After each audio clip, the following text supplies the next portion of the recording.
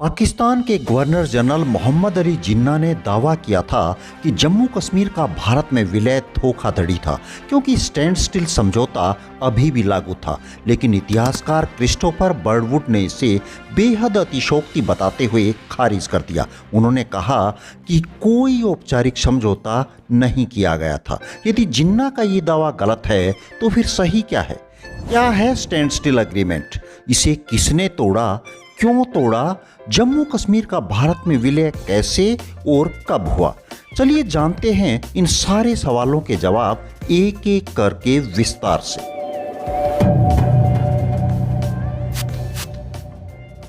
उन्नीस में ब्रिटिश भारत का भारत और पाकिस्तान में विभाजन एक परिवर्तनकारी घटना थी, जिसने दक्षिण एशिया के परिदृश्य को नया आकार दिया। अपनी निष्ठा चुनने के लिए जिन 570 रियासतों को काम सौंपा गया था, उनमें जम्मू और कश्मीर इसकी स्ट्रेटजिक लोकेशन और कॉम्प्लेक्स डेमोग्राफिक्स की वजह से एक केंद्र बिंदु के रूप में उभरा। एक हिंदू शासक महाराजा हरि सिंह द्वारा शासित मुस्लिम बहुल राज्य जम्मू एंड कश्मीर को आंतरिक अशांति और बाहरी दबावों का सामना करना पड़ा, जिसका अंत एक कबायली हमला, एक भंग समझौता और भारत में इसके विलय के रूप में हुआ। ब्रिटिश संसद द्वारा पारित इंडियन इंडिपेंडेंस एक्ट 1947 ने दो इंडिपेंडेंट डोमिनियंस भारत और पाकिस्तान के निर्माण की सुविधा दी। इस अधिनियम ने उन रियासतों को जो पहले ब्रिटिश आधिपत्य के अधीन थी, या तो किसी एक डोमिनियन में शामिल होने या फिर इंडिपेंडेंट रहने की अनुमति दी। जुलाई 1947 तक महाराजा हरि सिंह ने जम्मू कश्मीर को स्वतंत्र रखने की इच्छा व्यक्त की, जिसमें उन्होंने चिंता जताई कि भारत में शामिल होने से मुसलमान परेशान होंगे, जबकि पाकिस्तान में शामिल होने से हिंदू और सिख खतरे में पड़ जाएंगे।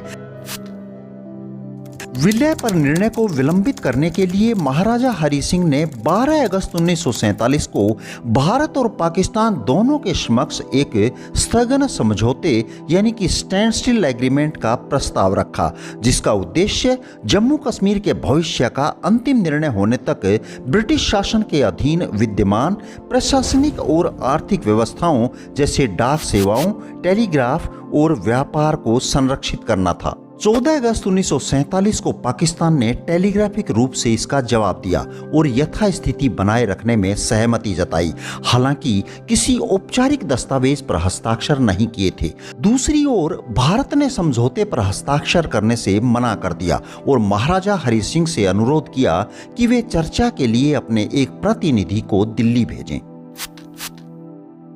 इस वीडियो की शुरुआत में हमने महाराजा हरि सिंह पर आंतरिक अशांति और बढ़ते दबाव का जिक्र किया था, जिनका सामना महाराजा को करना पड़ रहा था। यदि आंतरिक अशांति की बात की जाए तो जून 1947 में लगभग 60,000 पूर्व सैनिकों ने, जिनमें मुख्य रूप से पुंछ के लोग थे, आर्थिक शिकायतों और डोगरा शासन से असंतोष के कारण महाराजा सरकार के खिलाफ कर न देने का निर्णय किया। 14 और 15 अगस्त 1947 को पुंछ में मुसलमानों ने पाकिस्तानी झंडे फहराए, जिसके कारण मार्शल लॉ लागू कर दिया गया। इससे इलाके में तनाव बढ़ गया और मुस्लिम आबादी को अलग थलग कर दिया। इसके बाद 11 अगस्त 1947 के दिन प्रधानमंत्री रामचंद्र काक को स्वतंत्रता का पक्षधर बताते हुए बर्खास्त कर दिया गया और उनकी जगह पर मेजर जनरल जनक सिंह को प्रधानमंत्री बनाया गया। इस घटना को भारत की ओर झुकाव के रूप में देखा गया, जिससे राज्य में और अधिक ध्रुवीकरण हुआ। अब बाहरी दबावों की बात कर लेते हैं।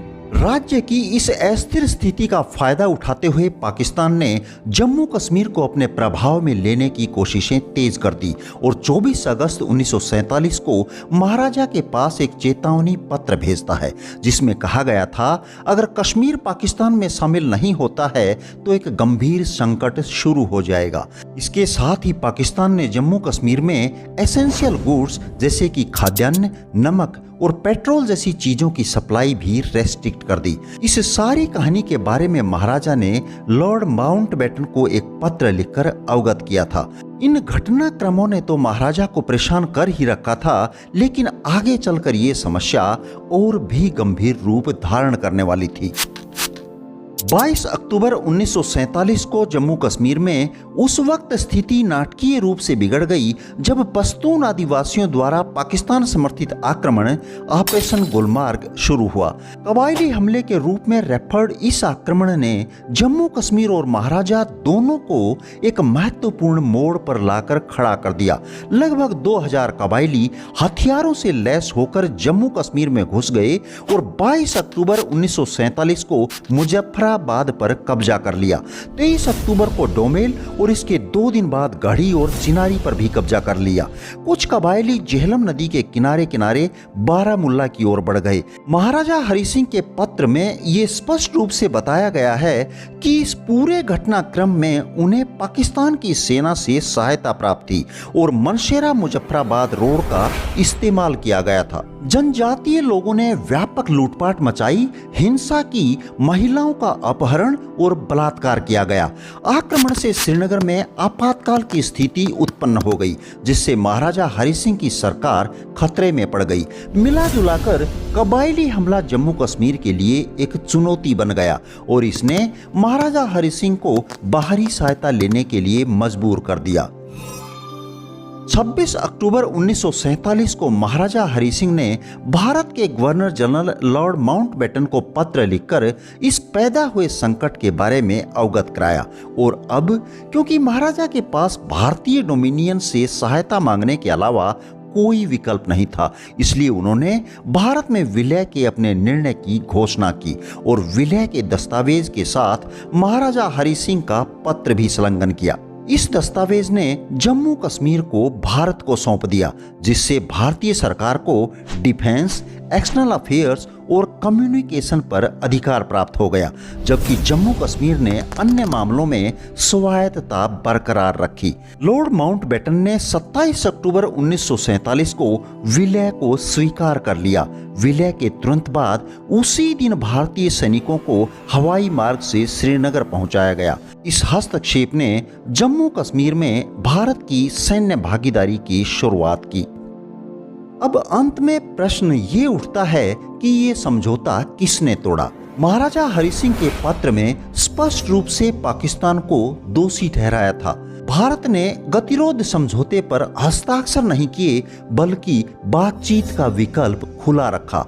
इसलिए भारत पर उस समझौते को तोड़ने का आरोप नहीं लगाया जा सकता जिसमें वह शामिल ही नहीं हुआ था। यदि वीडियो पसंद आई है तो प्लीज इसे लाइक, शेयर एंड सब्सक्राइब करें। धन्यवाद। जय हिंद, जय भारत।